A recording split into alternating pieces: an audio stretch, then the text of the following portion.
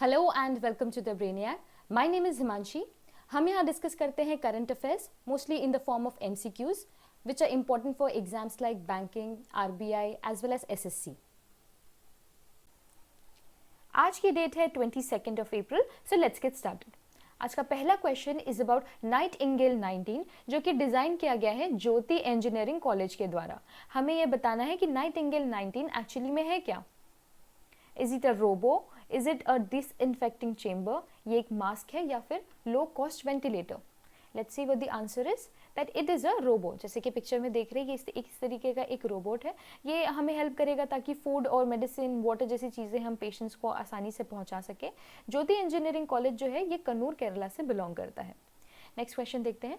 Moon जै इन जो है इन्होंने जीत लिए हैं इलेक्शंस जो कि हुए थे किस कंट्री में, हमें ये बताना है। Who won the presidential elections, alright. तो हमें देखते हैं इलेक्शंस किस कंट्री में हुए थे।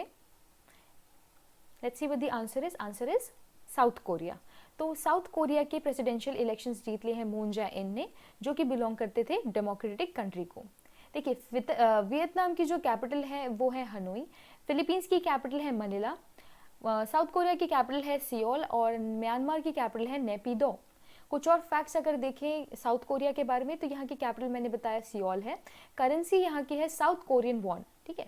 इंडिया ने जो है एक पैक्ट साइन किया था साउथ कोरियन फर्म के साथ जिसका नाम है हुमैसिस कि वो हमें 5 लाख कोविड-19 टेस्ट जो है, टेस्टिंग किट्स जो है वो प्रोवाइड कर सके। ऑल्सो इंडिया ने साउथ कोरिया के असिस्टेंस के साथ डिसाइड किया कि वो 2 डिफेंस इंडस्ट्रियल कॉरिडोर्स जो है वो इंडिया में डेवलप करेंगे। ये जो है ये दोनों होने वाले हैं, एक तमिलनाडु में और एक उत्तर प्रदेश में, ठीक है। ऑल्सो राउंड द वर्ल्ड जितने भी इंपॉर्टेंट बॉर्डर लाइंस होती हैं वो बहुत ज़्यादा बैंकिंग और SSC के एग्जाम्स में पूछी जाती हैं। तो उनमें से एक बहुत इंपॉर्टेंट बॉर्डर लाइन है नॉर्थ कोरिया और साउथ कोरिया के बीच में, जिसका नाम है 38th parallel line. Next question देखते हैं। यहाँ क्वेश्चन है कि कौन सी कंट्री है फोर्स कर रही है फेसबुक और गूगल जैसी बड़ी कंपनीज को कि वो शेयर करे अपना advertising revenue local media firms के साथ, ठीक है। तो इसका आंसर देख लेते हैं। Answer is Australia. तो ऑस्ट्रेलिया जो है वो फोर्स कर रही है फेसबुक और गूगल जैसी कंपनीज को कि वो एडवर्टाइजिंग रेवेन्यू शेयर करे लोकल मीडिया फर्म्स के साथ, ठीक है। और ये करने वाली अपने आप में ये पहली कंट्री होगी जो कि एक डिजिटल प्लेटफॉर्म को कह रही है कि वो अपने कंटेंट के लिए पे करे उन्हें, ठीक है। थोड़े से और इन्फॉर्मेशन अबाउट ऑस्ट्रेलिया दैट यहाँ का प्राइम मिनिस्टर है मिस्टर स्कॉट मॉरिसन। यहाँ की करेंसी है ऑस्ट्रेलियन डॉलर। यहाँ की कैपिटल है कैनबेरा। और ऑस्ट्रेलियन फायर्स जो थे, ऑस्ट्रेलियन बुश फायर्स अभी बहुत ज़्यादा न्यूज़ में थे और उस वजह से जो कोआला है, कोआला बेयर्स जो है वहाँ की एंडेमिक पॉपुलेशन हुआ करती थी वो अब एंडेंजर हो चुकी है, ठीक है। ऑस्ट्रेलियन ओपन और world T20 women's world cup जो है ये दोनों ऑस्ट्रेलिया में अभी कंक्लूड हुए हैं। अल्फाबेट इनकॉर्पोरेशन जो है ये एक अमेरिकन MNC है जो कि पेरेंट कंपनी है गूगल की। गूगल के हेड हैं सुंदर पिचाई एंड फेसबुक के हैं मार्क जुकरबर्ग। नेक्स्ट क्वेश्चन देखते हैं। हिंदू ऑर्गेनाइजेशंस जैसे कि हिंदू युवा भारतीय या फिर विवेकानंदा हाउस जैसे जो ऑर्गेनाइजेशन है इन्होंने एक्सक्लूसिवली एक हेल्पलाइन लॉन्च की है जो कि इंडियन स्टूडेंट्स को हेल्प करने वाली है। हमें ये बताना है कि ये किस कंट्री में इन्होंने लॉन्च किया है। आंसर देखते हैं। ऑप्शंस के अकॉर्डिंग हमारा आंसर है USA, ऑलराइट। तो USA में ऐसी ऑर्गेनाइजेशंस ने किया है। और सो USA से रिलेटेड जो न्यूज़ रही है वो ये है कि H1B वीज़ा जो है वो एक्सटेंड कर दिया गया है USA के द्वारा करीब 8 महीनों के लिए, ठीक है। H1B वीज़ा क्या है? ये US एम्प्लॉयमेंट वीज़ा भी इसे कहा जाता है, ओके। USA इंडिया को 2.9 मिलियन की एड प्रोवाइड करने वाला है fighting for corona virus. Also USA ने रिसेंटली WHO यानी वर्ल्ड हेल्थ ऑर्गेनाइजेशन की फंडिंग को फ्रीज कर दिया था। USA से हम टॉर्पीडोस और हार्पून जैसे डिफेंस इक्विपमेंट्स जो है इंपोर्ट करने वाले हैं। ये $550 मिलियन की डील होने वाली है। ऑल्सो न्यूज़ में थी फैब लैब केरला जो कि इंडिया की पहली सुपर फैब लैब है, ठीक है। ये केरला की है और यहाँ पे जो है ये लेबोरेटरी फंक्शन करने वाली है मैसाचुसेट्स इंस्टीट्यूट ऑफ टेक्नोलॉजी के साथ जो कि USA को बिलोंग करती है, ऑलराइट। नेक्स्ट क्वेश्चन देखते हैं। इट इज अबाउट रुद्र तेज सिंह।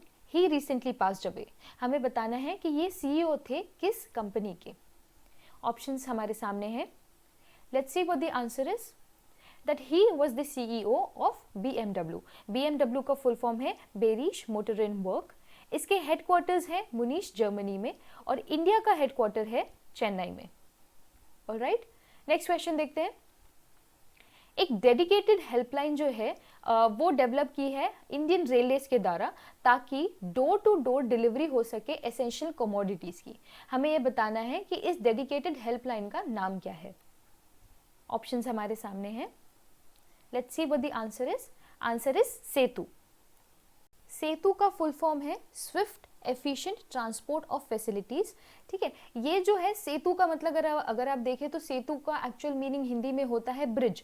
तो ब्रिज करने के लिए आप ऐसा सोच सकते हैं कि सभी जो डोर टू डोर से डिलीवरी है इसेंशियल कमोडिटीज की वो बराबर से नहीं हो पा रही है और उसे ब्रिज करने के लिए इंडियन रेलवेज ने सेतु लॉन्च किया है। यहाँ पे हम देख रहे हैं सारथी। देखिए, रेलवेज का एक इनिशिएटिव है सारथी। ये जो है एक तरीके का मोबाइल ऐप है जो सभी रेलवेज के जितने भी इनिशिएटिव है उसका एक इंटीग्रेटेड ऑफिशियल ऐप है। कुछ और न्यूज़ अगर हम इंडियन रेलवेज के बारे में देखें तो इंडियन रेलवेज में सदर्न रेलवे जोन में उन्होंने डेवलप किया है एक prototype for low cost ventilators. ठीक है, लो कॉस्ट वेंटिलेटर्स उन्होंने डेवलप किए हैं अंडर द प्रोजेक्ट स्वास। सदर्न रेलवे जोन का जो हेडक्वार्टर्स है वो चेन्नई में है। अभी रिसेंटली मुंबई सेंट्रल स्टेशन जो है उसे रीनेम कर दिया है नाना शंकर सेठ के नाम पे। ऑलराइट, आस्क दिशा बॉट जो है, आस्क दिशा बॉट, ये एआई बेस्ड एक चैट बॉट है जो कि स्पेशली डिजाइन किया गया था ताकि आपकी जो कॉन्वर्सेशन है, आपको किसी तरीके की क्वेरीज है या किसी तरीके का ग्रीवांस है तो आप रेलवे से रिलेटेड अगर ऐसी कोई चीज़ है तो आप आस्क दिशा बॉट चैट बॉट के पास जाके इसे अपना रजिस्टर करवा सकते थे। अभी जो न्यूज़ में थी वो थी किसान रेलवे स्कीम भी जो कि अनाउंस की गई थी बजट 2020-21 में। इसके अंडर ये क्या कर रहे हैं, सप्लाई ये क्रिएट कोल्ड चेन्स ताकि जो पेरिशेबल गुड्स है उनका सप्लाई इजीली हो सके। ऑलराइट, नेक्स्ट क्वेश्चन देखते हैं कि स्पिटिंग जो है ये एक ऑफेंस माना जाएगा। हमें ये बताना है कि ये किस एक्ट के अंदर हमने डिक्लेयर किया है। आंसर है it has been declared under the disaster management act. Disaster management act जो है ये 2005 का है और जो ये हमने ऑफेंस इसको डिक्लेयर किया है ये डिक्लेयर किया है सेक्शन 51B के अंदर। ठीक है, एक और क्वेश्चन एक्ट के बारे में हम देख लेते हैं कि एसेंशियल कमोडिटीज एक्ट जो है बहुत ज़्यादा अभी न्यूज़ में था जिसके अंडर जो है स्टेट और सेंटर बहुत सारी कमोडिटीज़ को एसेंशियल नामी कर दे रहे हैं और उसकी वजह से जो है आपको उसे होर्डिंग करने की अनुमति नहीं दी जाती है और उसका सप्लाई चेन जो है वो बराबर से मेंटेन करना पड़ता है। तो हमें ये बताना है कि एसेंशियल कमोडिटीज एक्ट जो है वो किस साल का है। ऑप्शंस आपके सामने हैं। Let's see what the answer is. Answer is that essential commodities act जो है वो एक्ट है 1955 का। ठीक है, ऑल्सो अभी न्यूज़ ये आई थी कि ई कॉमर्स जो कंपनीज है जैसे कि अमेजोन वगैरह उन्हें परमिशन नहीं दी गई है कि वो एसेंशियल कमोडिटीज़ के अलावा कोई और भी चीज़ें जो है वो डिलीवर कर सकें। ठीक है, तो नॉन एसेंशियल सर्विसेज वो प्रोवाइड नहीं कर सकते। नेक्स्ट क्वेश्चन देखते हैं कि who is the head of monetary policy committee की मीटिंग की जो है वो शेड्यूल की गई है जून 3 और 5 और 5 को। तो हमें बताना हेड कौन है। तो हमारे ऑप्शंस हमारे सामने हैं।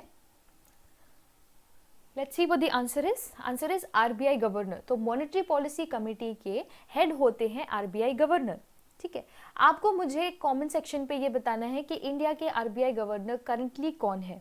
ऑलराइट, ऑल्सो मॉनेटरी पॉलिसी का काम क्या होता है। मॉनेटरी पॉलिसी का काम ये होता है कि जो भी गवर्नमेंट डिसाइड करती है इन्फ्लेशन, उस इन्फ्लेशन को टारगेट करने के लिए और उसे कैसे मेंटेन करना है इस बारे में मॉनेटरी पॉलिसी का जो जॉब है वो होता है। ठीक है, मॉनेटरी पॉलिसी काम करती है इन्फ्लेशन टारगेट करने के लिए। नेक्स्ट क्वेश्चन देखते हैं।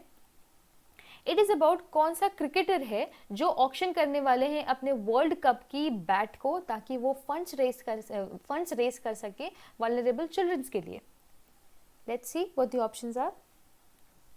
आंसर है केएल राहुल। तो केएल राहुल जो है अपनी बैट को ऑक्शन करने वाले हैं। मिस्टर विराट कोहली जो है he became the first Indian to have 50 million followers on Instagram. Also Sachin Tendulkar को अभी अवार्ड मिला है Laureus award for the best sporting moment for 2011 का वर्ल्ड कप का जो विन का जो मोमेंट था जब सचिन तेंदुलकर ने जीता था तो उस मोमेंट को बेस्ट स्पोर्टिंग मोमेंट का अवार्ड दिया गया है।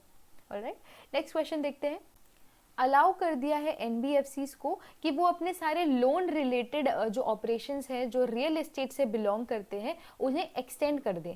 तो हमें यह बताना है कि ये आरबीआई ने कितने समय का एक्सटेंशन उन्हें प्रोवाइड किया है।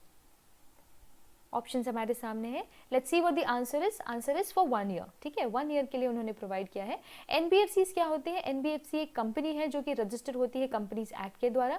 ये ऐसे बिजनेस करते हैं जो कि लोन्स, स्टॉक शेयर्स या बॉन्ड्स, इन सब चीज़ों में इन सब एरिया में काम करते हैं। ये जो है ये रजिस्टर जरूर होता है कंपनीज एक्ट के अंदर, पर ये रेगुलेट होता है आरबीआई एक्ट 1934 के अंदर। ठीक है, रिसेंट न्यूज जो थी एनबीएफसी से रिलेटेड वाज अबाउट आईएलएनएफएस। आईएलएनएफएस जो है एक एनबीएफसी है जिसके 100% स्टेक जो है ओरिक्स कॉर्पोरेशन जो कि जापान को बिलोंग करती है, उन्होंने अभी खरीद लिया था। ठीक है, नेक्स्ट क्वेश्चन देखते हैं। It is about 15th finance commission. इसकी भी अभी मीटिंग होने वाली है। हमें ये बताना है कि 15th फाइनेंस कमीशन के हेड कौन है। ऑप्शन हमारे सामने हैं। Let's see what the answer is कि 15th फाइनेंस कमीशन के जो हेड है वो है मिस्टर एन.के. सिंह। देखिए, जो फाइनेंस कमीशन है, फाइनेंस कमीशन का काम होता है कि जितने भी नेट टैक्सेस के प्रोसीड्स होते हैं वो इन्हें डिस्ट्रीब्यूट कर सके horizontally as well as vertically. ठीक है, vertically as well as horizontally. Vertically का मतलब हो गया कि सेंटर और स्टेट के बीच में कितने टैक्सेस होंगे, उसका जो रेशियो होगा वो बताते हैं। ऑल्सो सभी स्टेट्स के बीच में किस तरीके का डिस्ट्रीब्यूशन होगा, किस रेशियो में डिस्ट्रीब्यूशन होगा, वो भी ये बताते हैं, यानी वर्टिकल डिस्ट्रीब्यूशन। ठीक है, ये जो है आर्टिकल 280 में प्रोवाइड किया गया है हमारे कॉन्स्टिट्यूशन में अबाउट द फाइनेंस कमीशन। ये फैक्ट ज़्यादा इंपॉर्टेंट है एसएससी के बच्चों के लिए। राइट, नेक्स्ट क्वेश्चन देखते हैं। इट इज़ अबाउट दापोरिया ब्रिज जो कि रिसेंटली कंस्ट्रक्ट किया गया है बॉर्डर रोड ऑर्गेनाइजेशन के द्वारा। हमें यह बताना है कि ये जो ब्रिज है वो किस स्टेट को बिलोंग करता है। ऑप्शंस हमारे सामने हैं।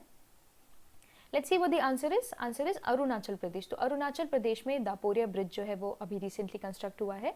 ये बॉर्डर रोड ऑर्गेनाइजेशन ने बनाया है जो कि एक बॉडी होती है डिफेंस मिनिस्ट्री के अंदर। ठीक है, ऑल्सो कुछ फैक्ट्स देख लेते हैं अरुणाचल प्रदेश के बारे में कि यहाँ पे जो और ब्रिजेस हैं जैसे कि भूपेन हजारिका ब्रिज, जिसे धोला सदिया ब्रिज भी कहा जाता है, ये कनेक्ट करता है आसाम और अरुणाचल प्रदेश को।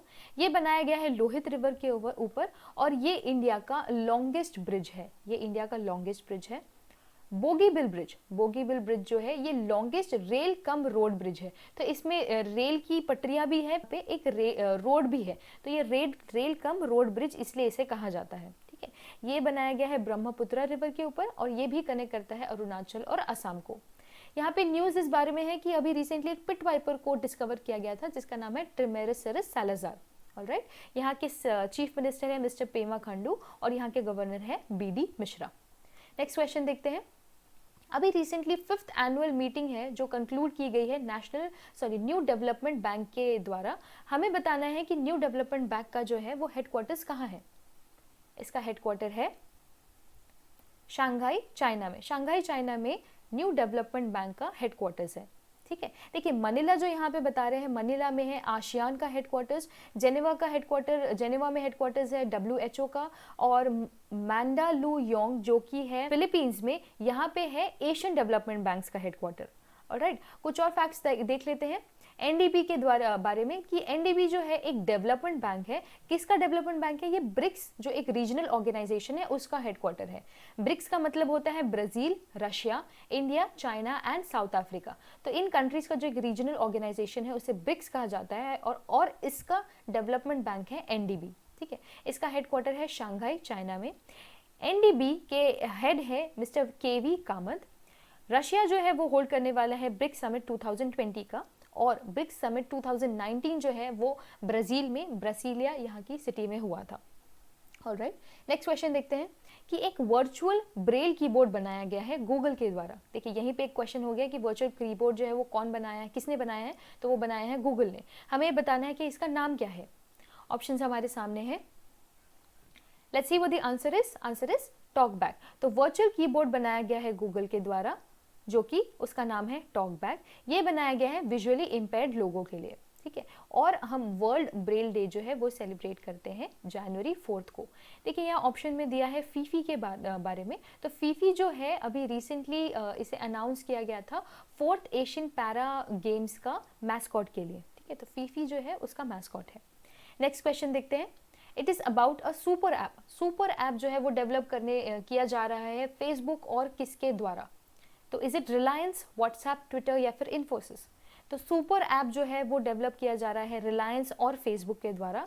ये क्या कर रहे हैं, एक वी चैट जैसा एक सुपर ऐप बनाने जा रहे हैं। सुपर ऐप का मतलब ऐसा हो गया कि जहाँ पे आप डिजिटली हर चीज़ कर सकते हैं, सोशल मीडिया जैसी प्लेटफॉर्म्स वहाँ पे हैं, गेमिंग है, आप अपने सारे बुकिंग्स कर सकते हैं, मतलब एक ऑल इन वन टाइप की जो एक ऐप होती है उसे सुपर ऐप कहा जाता है। ठीक है, तो ये डेवलप किया जा रहा है फेसबुक और रिलायंस के द्वारा।